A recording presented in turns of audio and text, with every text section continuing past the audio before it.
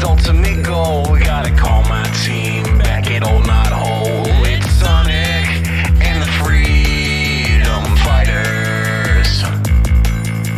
Sally the princess, one of a kind.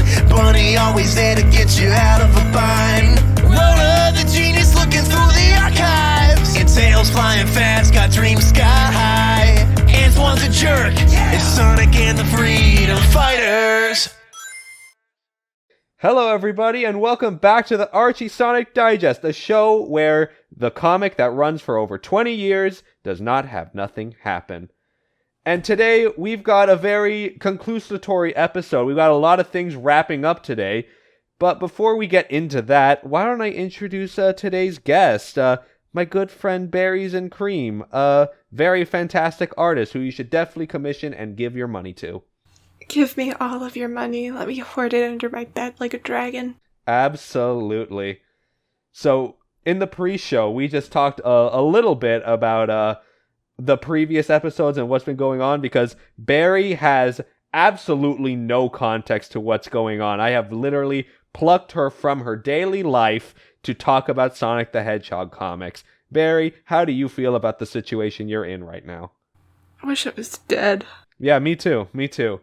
So, on that note, we're just gonna head right into our first comic, Sonic the Hedgehog number 64.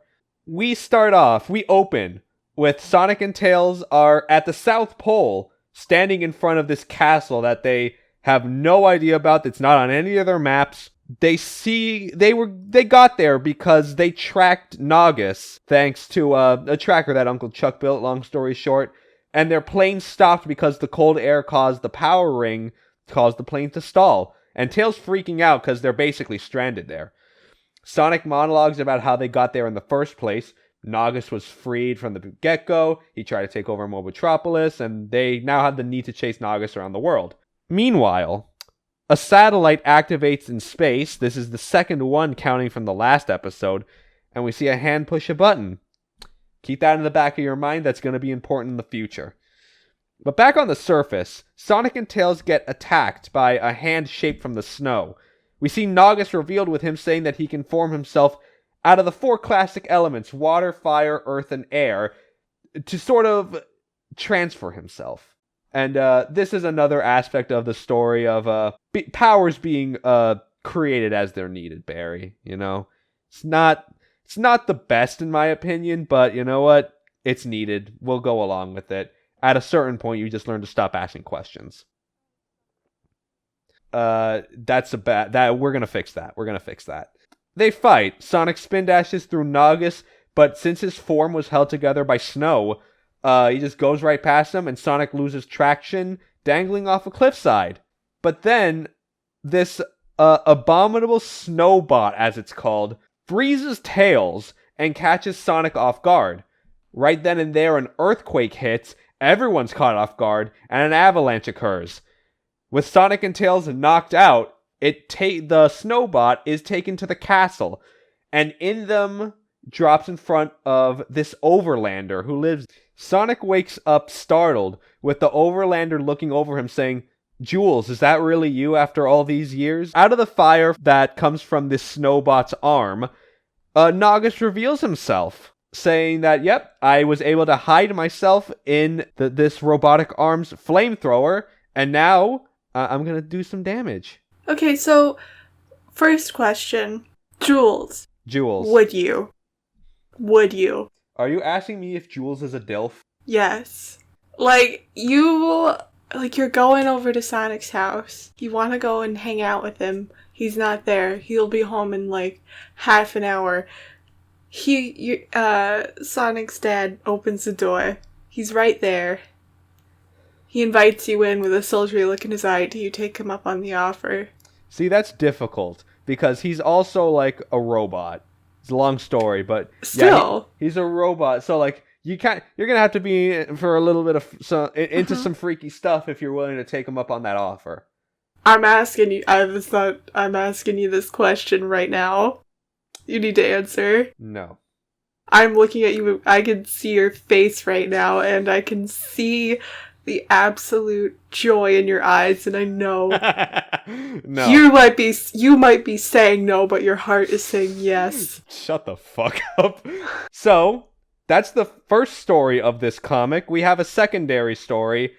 Here's the situation. So, Sally walks into the palace looking for her dad, and she tries to confront him over a lot of different things, but basically he kind of just says like, "Hey, be quiet. We have a situation here."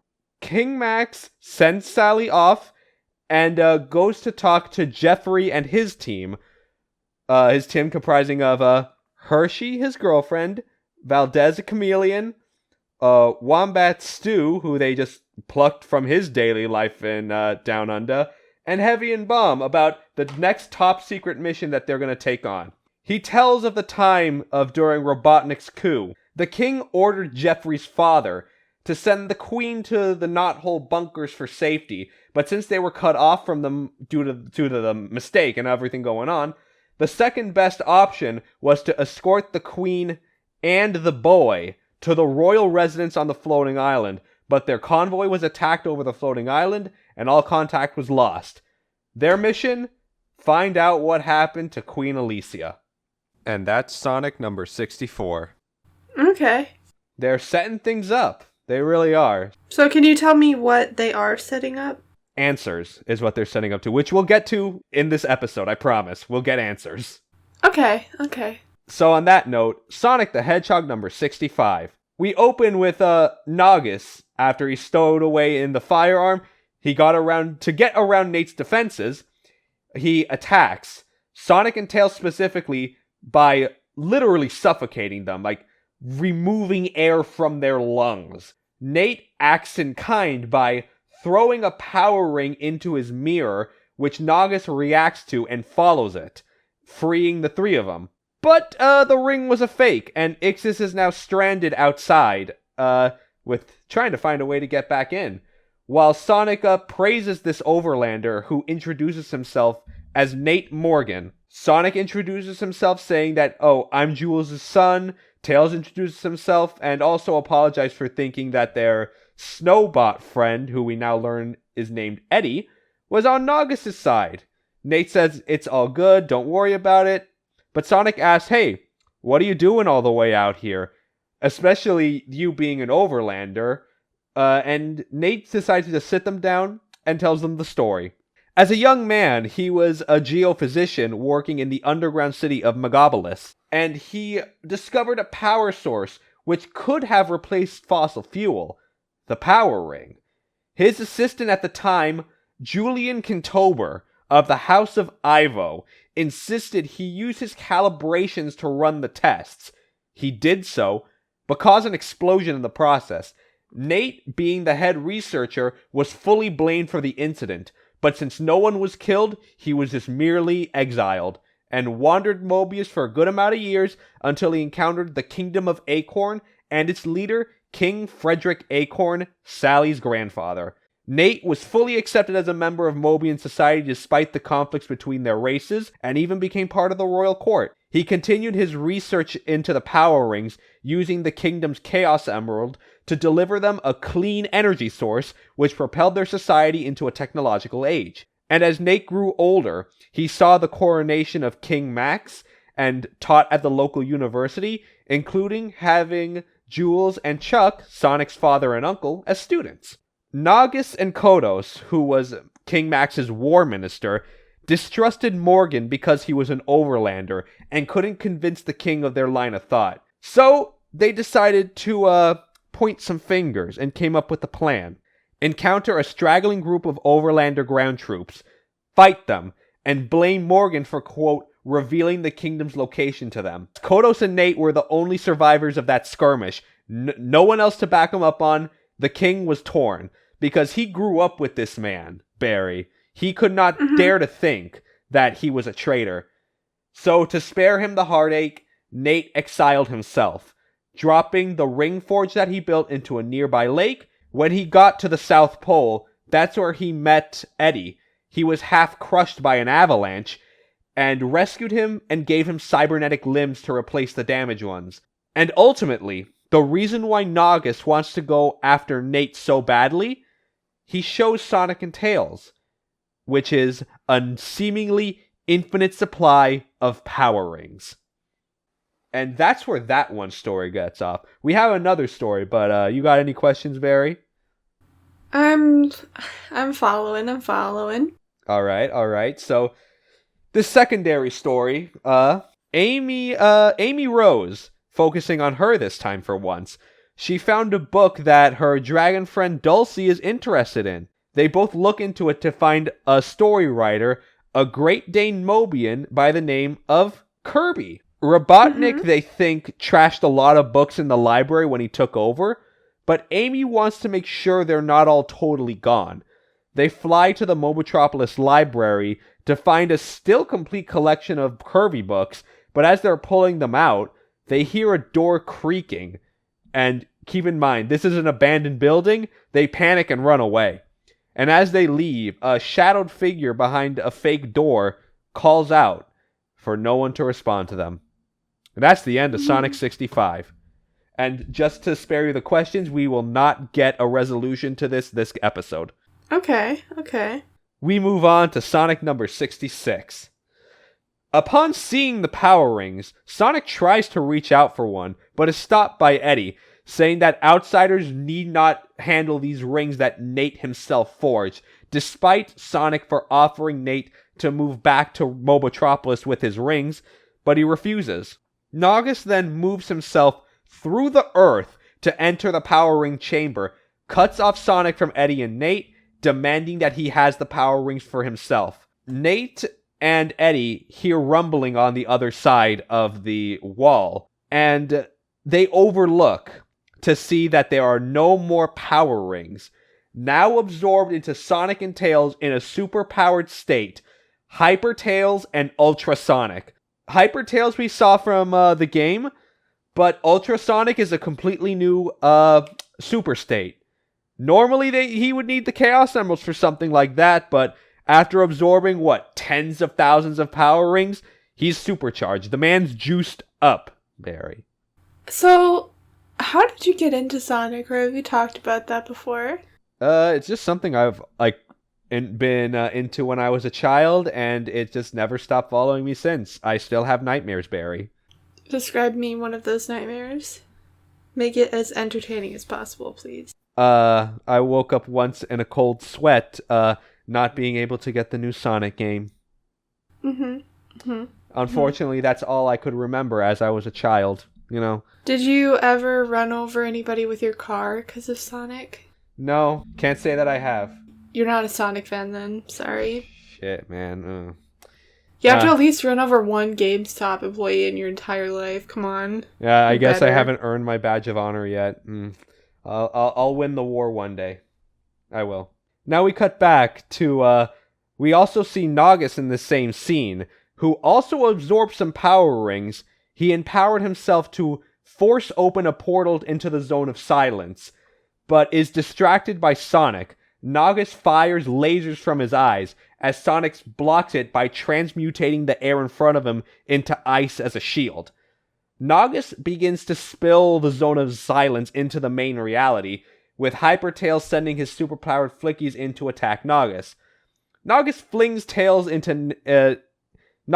Nate into Tails' arms, as Sonic protects himself from boiling water by creating an earth shield. Nagus then recalls during this fight how he originally entered the Zone of Silence in the first place, and met Faust, its creator god, a giant panda. Yeah. And all the while he's monologuing to himself, he flings Nate towards a wall. Tails catches him, but then at this moment, Sonic and Tails burn themselves out as the ring energy depletes, and they're passed out cold.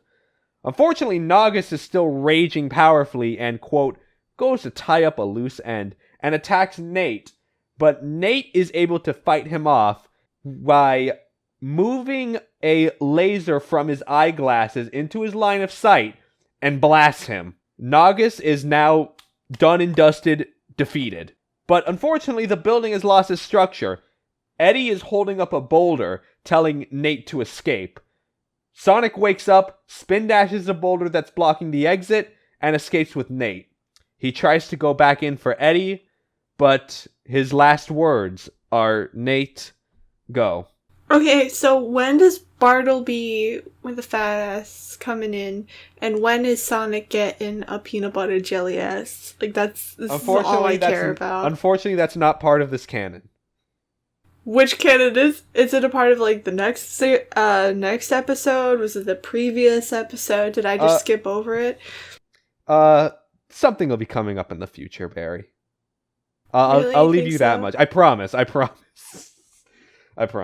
This boulder collapses. The shockwave sends Sonic and Tails tumbling down the mountain. The three sitting out in the cold. That's the end of this story. Now, real quickly, the secondary story is the untold story of Ixis Nagus, something that we are all dying to know about. So I'll just go over this as fast as possible. 3 sorcerers looking into a window to try to learn history, forgotten history about Mobius. They are not successful, but these 3 wizards all command powers of a different element, water, earth, or air. Their goal right now is to attain the power of fire, but all of them are a little tricky. They all want the power for themselves. So their mission, to leave their chamber, fly into the air to try to absorb the power of fire from the sun. The 3 of them are fighting over while they're basically flinging themselves into the sun. All saying that if we fail here, the entire order of Ixis goes. Then over the night sky, a young Max with his parents sees a falling star. And the next morning, the family opened the dining hall to see a figure calling himself Ixis Nagus, a wizard offering his services to send the Kingdom of Acorn into a golden age. That's nice. The end of Sonic number 66. I have a question. Yes.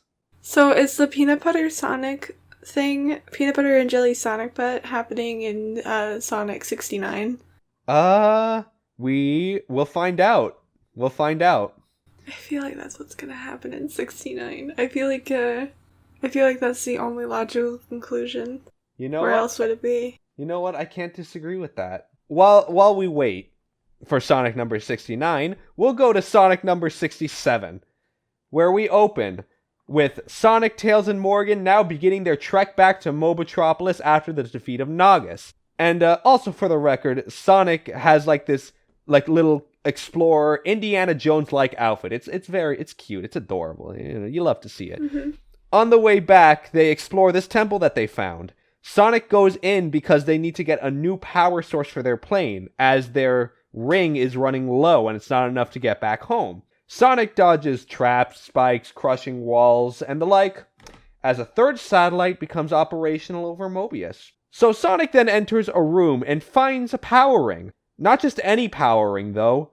The Ring of Acorns, which is, for those that have been following, it's literally the last lingering plot thread from the last arc, so we got that covered. Indiana Jones style, Sonic takes the ring, swaps it with their old one, but the trap activates regardless. This trap being a mutant snake comes out from under the ground, quote, created during the Forbidden Wars of Mobius' past. Sonic entraps it by tying it into a knot, escaping the temple, charging through Robians that were surrounding the temple. Sonic heads back as Tails is talking to Nate, who reveals that he was the one who created the Ring of Acorns and also hid it in that temple, and that originally that was a legendary Super Emerald, which he used to create the rings in the first place. Sonic jumps back into the plane. Nate says in order to activate the ring, just make a wish. And Sonic wishes that they were on their way back home. The ring turbo boosts the engines and they're on their way. And to finish us off, we have still a secondary story focusing on the Wolf Pack and the leader, Lupe. Long story short, Lupe's leaving Mobotropolis with the Wolf Pack. Sally's trying to convince her to stay. Unconvinced, they leave. As Bunny comes in asking her to help plan the welcome home party for Sonic and Tails, the Wolfpack are seen walking away, showing disdain for how Mobotropolis exists and how these Mobians can live. They march to the sea, get on life rafts, dredge the ocean, and land in unfamiliar territory. And that's the end of Sonic number 67. We're having a lot of setups here, but it's all going to pay off one way or another. On that note, Barry, do you like nonsense? Do you like ridiculousness? Do you like stupid things? I like chaotic energy. Perfect, because that's exactly what this next set of comics is going to give us. I like chaos, or I like to start chaos. And that's perfect, because have you ever heard whispers in the night about a man named Ken Penders? Nope. No? Not a one. Not a one? Not a one? Well, he's a bit infamous in the Sonic community, as he is the writer in this era for the Sonic comics, known for his convoluted lore dumps. Oh, so now's when it's gonna get convoluted? Oh, yes. Is it gonna be... Okay. Our next comic, Knuckles number 19, dubbed the Forbidden Zone Trilogy, or Whatever Happened to Queen Alicia. So, Barry, Ken Penders, so you know, is a man of nonsense, and a man of who really believes in his convictions, and really believes that what he's writing is just pure, unadulterated art. You don't think so? Well... That's pretty rude. I think he has his moments. I genuinely do. I'm being serious. I do think there are some times when he hits. And when he hits, it's like, you know what? Yeah, I'll give you credit where credit is due. However, more often than not, he misses. And when he misses, it's laughable. Mm-hmm. And, yeah, sometimes things just speak for themselves. We have hours worth of content explaining why that is. You can all refer to the last episodes, because this is the 19th Knuckles comic, and this is not even his first run beforehand. We are inundated. We are chest deep into Ken Penders' territory, Barry. Mm-hmm. Mm-hmm. With that being said, we open on a plane, Antoine piloting and Jeffrey commanding. Despite the bad weather, Jeffrey and his team parachute down onto the floating island, covered in snow, and move out onto the ground. They get their bearings and make their way to the royal compound, as Locke looks on from his monitors as Saber walks in to check on him and says, "We may be heading from the frying pan and into the fire once again." Locke points to Jeffrey and recognizes him as the Acorn Royal Guard member. He IDs him as Jeffrey St. John, the son of Ian St. John, the commander before him. Saber says that them being here is a problem in and of itself, and, quote, "If the Overlanders get wind of this, they may think we've gone back on our word." Locke says that, hey, this is a situation that goes beyond that, and since Knuckles doesn't only concern himself with affairs at the floated island, he probably thinks he's the first Guardian to involve himself with all of Mobius. And then they see on their monitors an Echidna cop hover crash landed nearby, and out walks Laura Lee, Knuckles' mom and Locke's ex-wife. That's a nice name. Yeah, just so you know, all of the Echidna women names are hyphenated like Kryptonians. Okay. Laura Lee walks out. Locke is pissed and goes out to, quote, have a few choice words for her. As Locke walks out, Saber tries to contact Remington, who's the chief of police. As we see, Knuckles and Julie Sue goes to his mom's apartment for shelter from the snow. Before walking in, he sees something on the ground, digs in, and sees a person, delirious, calling out for her baby. Julie Sue calls for an ambulance as Knuckles rushes in to find the baby. He goes inside her apartment, finds the baby's crib, thankfully still moving, but Knuckles says that, something smells. Meanwhile, Windmacer, who is Laura Lee's partner, is visited by Remington, telling him that her hovercraft was down by the snowstorm and offered him to be part of the rescue mission. Quickly upsets and gets ready to go. Meanwhile, Jeffrey and his team are walking in the snow, finds a building, all while complaining about the snow, thinking that this may be a long-term effect of Robotnik's pollution. Meanwhile, Locke finds Laura Lee's hovercraft, finds her shivering, and wakes her up in a, quite frankly, a pretty rude way. Kind of slaps her around a little bit to try to get her bearings. Hey, maybe she likes it. Well, she definitely doesn't, I'll tell you that much. And Laura Lee is a little surprised to see him, with Locke saying, "Here I am, all concerned about you, and here you are on the defensive." Which, if that's how he treats his women, I can see why they are exes. We shift to the Echidna police to find Knuckles. He hands over the baby as they are taking the mother in, and Remington picks them up to go find Laura Lee.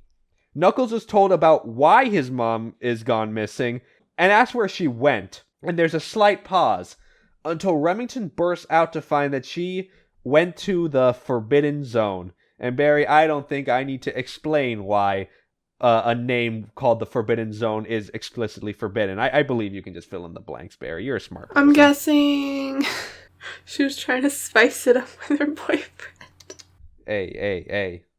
Sometimes you just need a little bit of excitement in life. I'm not judging.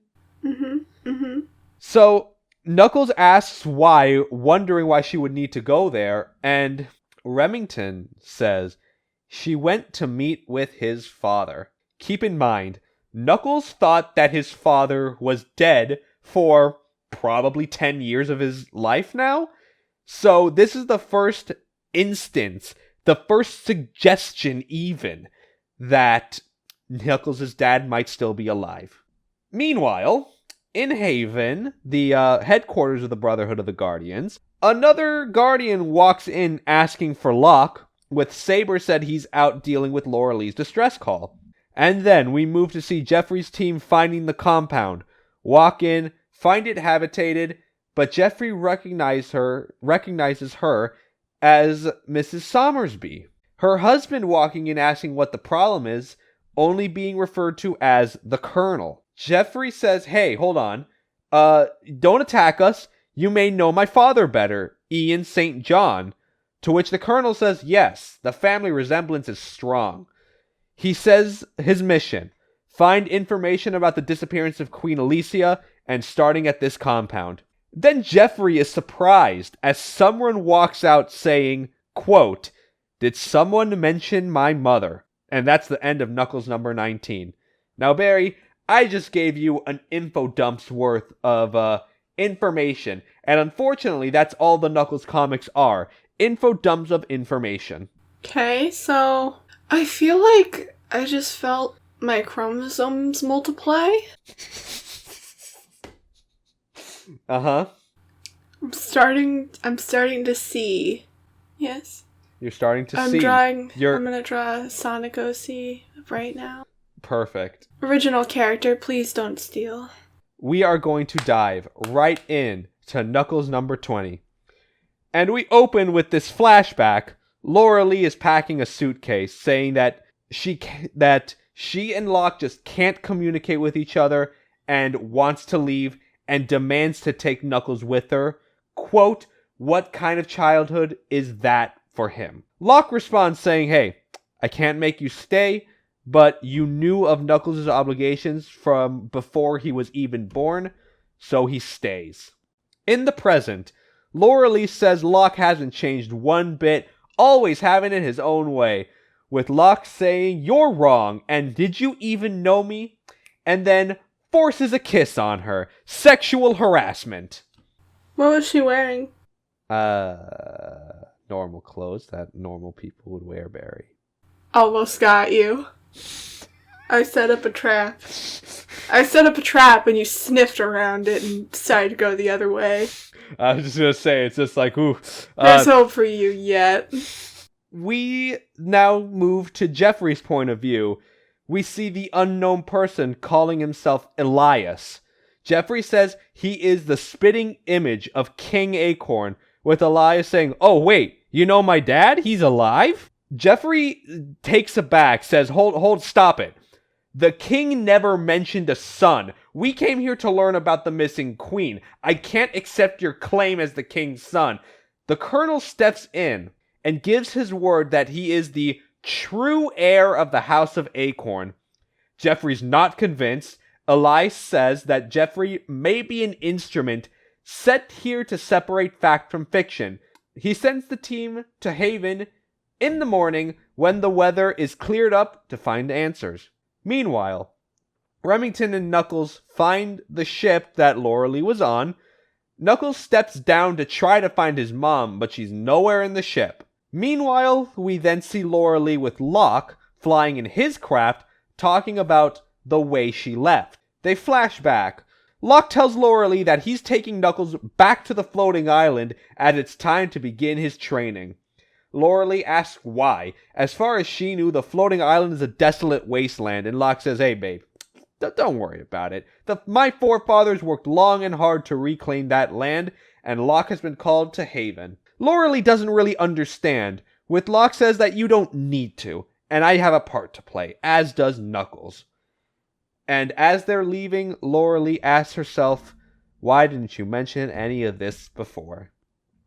We move back to the present. They're at the edge of the Forbidden Zone, and Locke isn't receiving anything from communication, maybe weather interference, who knows. Then we cut back to Jeffrey's point of view. Elias puts a stone on a rod as Jeffrey interrupts. He says it's a homing rod that his father gave his mother, just in case, so Alicia could call for help. Jeffrey doesn't trust the story, but the artifact is legit as far as he knows. Elias says an echidna named Saber gave it to him, but he doesn't know where he got it from. They walk into the kitchen and shows the Colonel what they have, and he's legitimately shocked to see this, to which the Colonel says, alright boys, sit down, I got a story to tell you.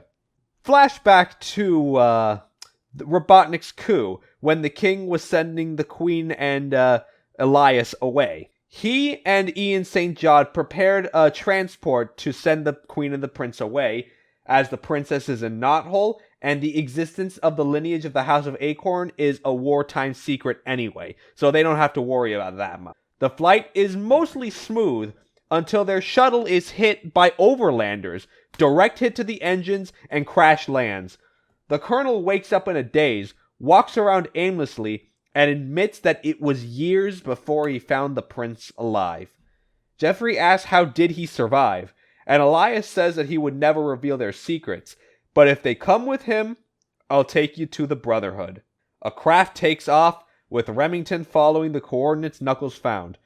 And Knuckles angrily berates Remington because he's feeling that Remington, quote, is withholding something every time I talk to you, like knowing my mother took off to the Forbidden Zone, for instance. And you know what, Barry? That is actually a legitimate cause of concern, because your dad goes out to get a pack of cigarettes, your mom just goes to the Forbidden Zone. I get it. No, same thing. Not even that. What I'm talking about is the fact that Knuckles is literally a passive observer for his own comics. And you know what? I've said that before on this podcast about these comics, but goddamn, it is really just railing in right now. Knuckles is just here. In fact, the last set of Knuckles comics that I covered, Knuckles wasn't even a focus. He only showed up, I kid you not, twice in 3 comics that bear his name. Like, what am I supposed to do about that? It says this is Knuckles the Echidna, Barry. I came here for Knuckles, and Knuckles isn't even here. Knuckles isn't doing nothing. These are just lore dumps. I am so mad. I am so mad. For everybody that is in the audio audience, he is shirtless and very sweaty. I mean, he's honestly right now, I'm a little scared because he's like, okay, so he's shirtless, he's sweaty, and he's like rubbing his nipples. Alright, I'm cutting that out, Barry. Come on, man. Bruh. That was funny, though. Thank you. Right then and there, as Knuckles is ranting as I just did, lightning hits the craft and is downed. Meanwhile, Laura and Locke are flying, complaining about the weather, and Laura berates him for not studying the tomes, which is basically Echidna religion. Long story short. She talks about this being part of the Days of Fury, and that this was the main reason why she was looking for Locke. But in reality, another reason was mainly because she wanted to talk shit on him for raising Knuckles wrong. But that has to wait because they see Jeffrey and his team being swept up by a flood. Jeffrey freaks out, but Elias is pretty calm, saying, hey man, as long as we got the scepter, we have nothing to fear. Meanwhile, Knuckles wakes up, everyone's knocked out, and walks out onto the ship, recognizes the place as the area where he last saw his father, as he just kept walking on and on into the Forbidden Zone. We then see Knuckles flash of heat all around him, and on one side disappears, and on the other is on the floor of Haven, with a bunch of Guardians surrounding him. And that's the end of Knuckles number 20. So, for the first time, we're going to be 21 comics into this series, for Knuckles at least. And things will finally start happening with Knuckles. Barry, are you excited? I don't know if I'm excited, because at this point I'm just frustrated. I am just over here waiting with bated breath. I need my asthma inhaler. And I will not keep you waiting any longer, because there is no purer form of oxygen than Sonic the Hedgehog comics. Unfortunately, we're talking about Knuckles the Echidna comics right now, so you might want to get that inhaler right now, Barry. We'll now move on to Knuckles number 21. Jeffrey, Elias, and the team are barely hanging on in the rapids. The rope they're all holding onto snaps, and Heavy and Bomb are sent cascading downstream. Jeffrey freaks out, and Elias says, "Hey, bro, listen, just calm down." And he points them to look up and sees a ship overhead. We see Heavy and Bomb still flowing downstream and are nearing a waterfall and basically say, "Yeah, we're gonna die." And as they're about to fall, they're saved by Locke catching them with psychic powers. This isn't a complete asshole because we have seen Guardians with psychic powers before, but I digress. Lauralee sees this and asks, "How can you do that and still mess up our marriage?" Which, you know what? Always got your eye on the prize, Lauralee. We're talking about loss of life here, and this is what you can think about. Shaking my head. Meanwhile, Knuckles is coming to, and the other Guardians are saying that Knuckles is not ready to know about Haven, and we should throw him out before he gets his bearings. But maybe this is fate, and we should reevaluate our priorities. Archimedes, he comes up to Knuckles and tells him that not everything is as it seems. And Knuckles basically asks, like, why should I trust you with you being so secretive?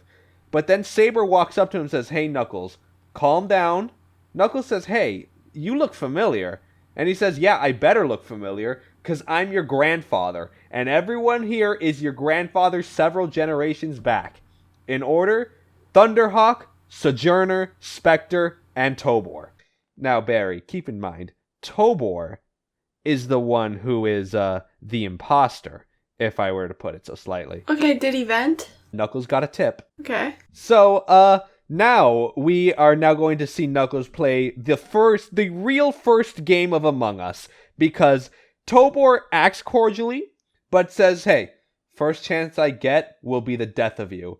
And Knuckles replies in kind, but also thinking that he should just play along until he figures out what his game is. Knuckles does recognize him as Dark Legionnaire, and walks into the medical bay, where Knuckles sees Hawking on life support. Meanwhile, Locke brings Elias and the team onto his ship on their way to Haven, and Elias being under Locke's care for the past 15 years.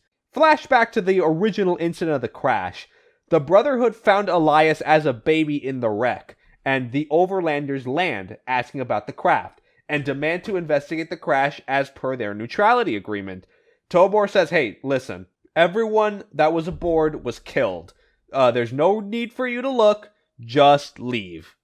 And they do so. And on a side note, the Overlander leader of that squadron looks like Sephiroth with blue hair. I don't know why I wrote that in my notes. I guess I just wanted to share that with you guys. I guess that was really important information. Spectre finds Queen Alicia alive, takes her and her baby Elias into Haven. They buried the dead, including Jeffrey's dad. Elias was fine, but Alicia had to be kept in cryostasis due to her not registering any brain activity. However, the whole Guardian raising Elias, and he turned out to be a prodigy. And at the age of 10, they let him wander around the island. Jeffrey asked about the Colonel, which they said was an oversight on their part. He was found by the King's rescue team, but refused to go back and exiled himself on the island. As Locke is telling the story, they fly into Haven.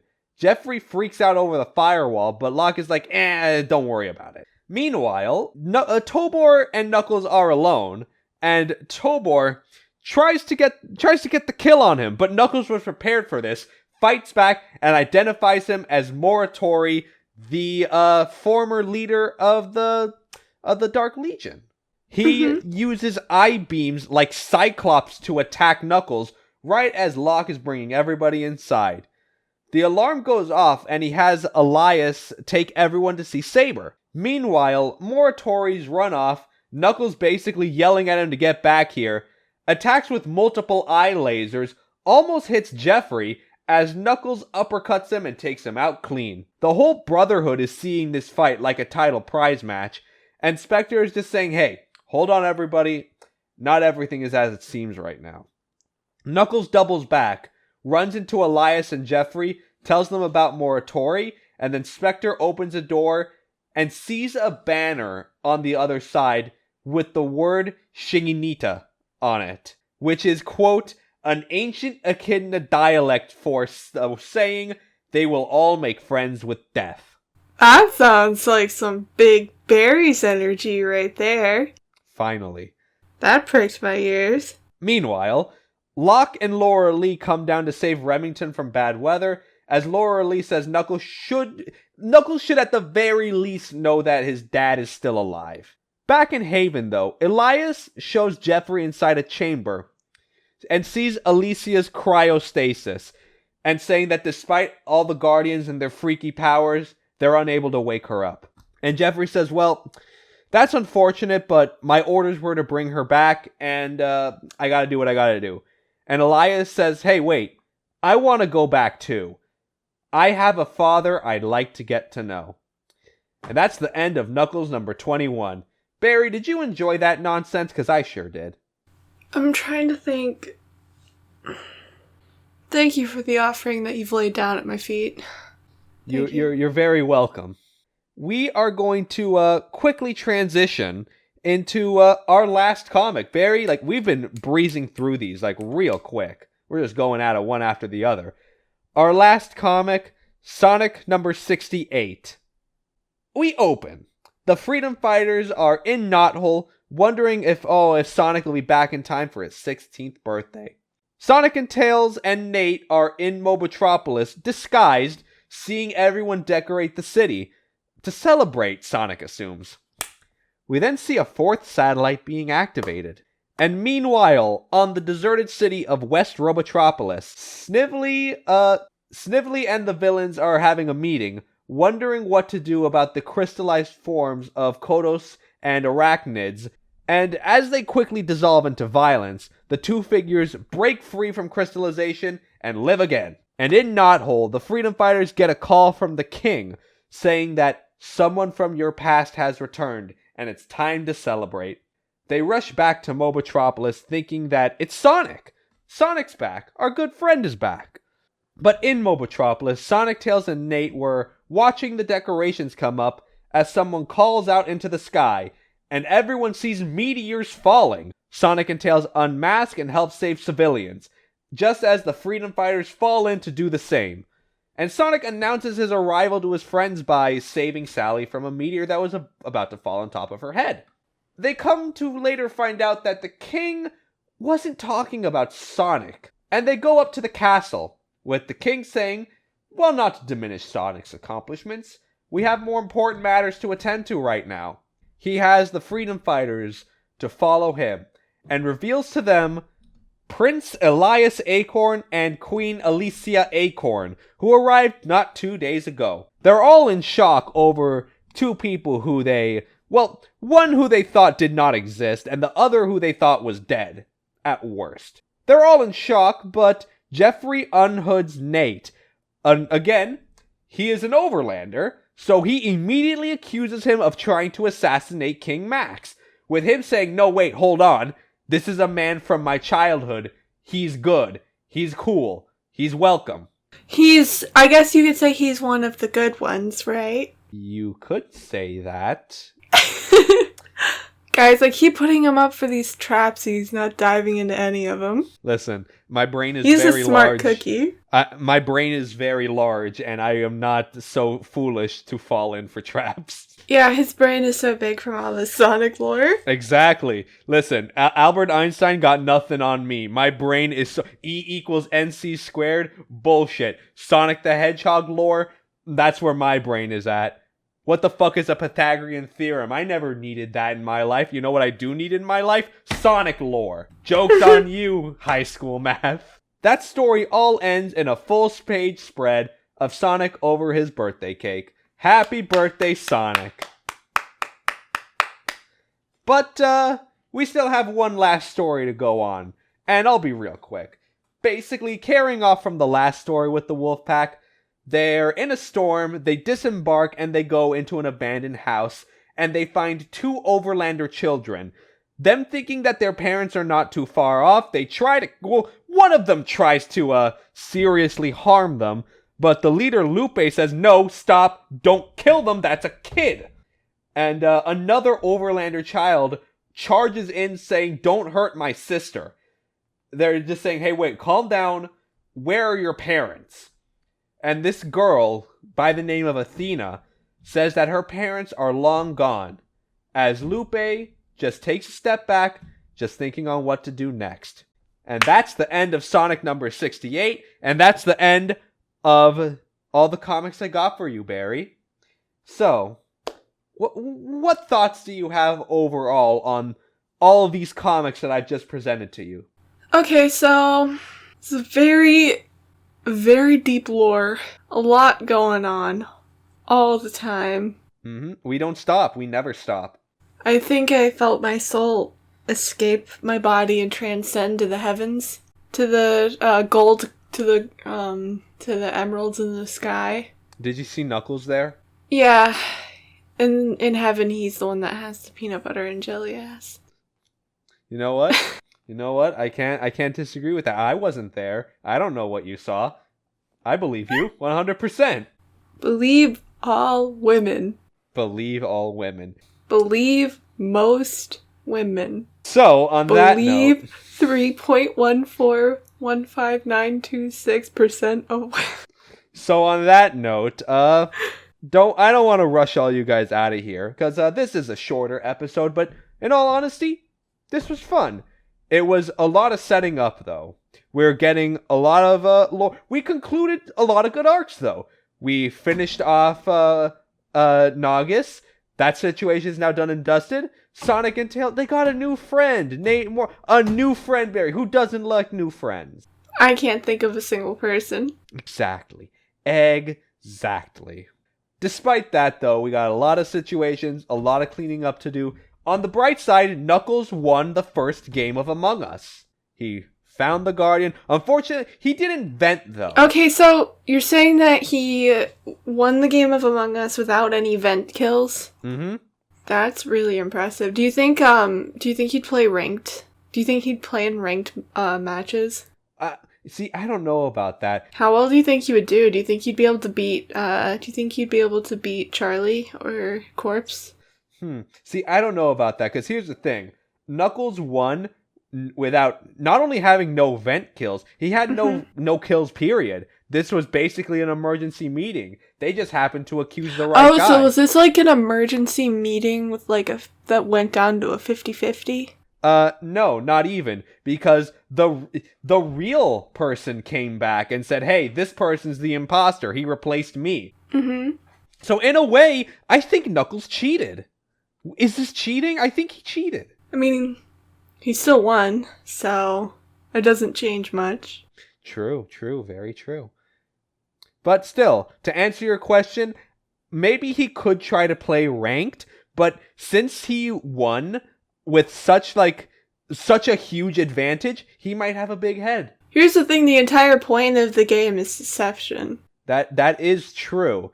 And this imposter being the imposter for over 150 years. Mm-hmm. So, you know what? I think more Tori's the real winner of Among Us. Yes, did he like, was he revealed? Was he ejected? Yes, but he ran the game for 150 years. That's got to be impressive enough on its own. Yeah, that's got to be at least some kind of a reward. True, yes, very true.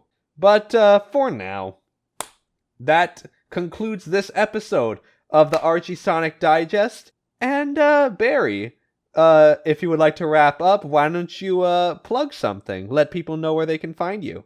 Okay, so on Twitter, I'm at _berries_and_cream. On Instagram, I'm at _berries_n_cream. That's it.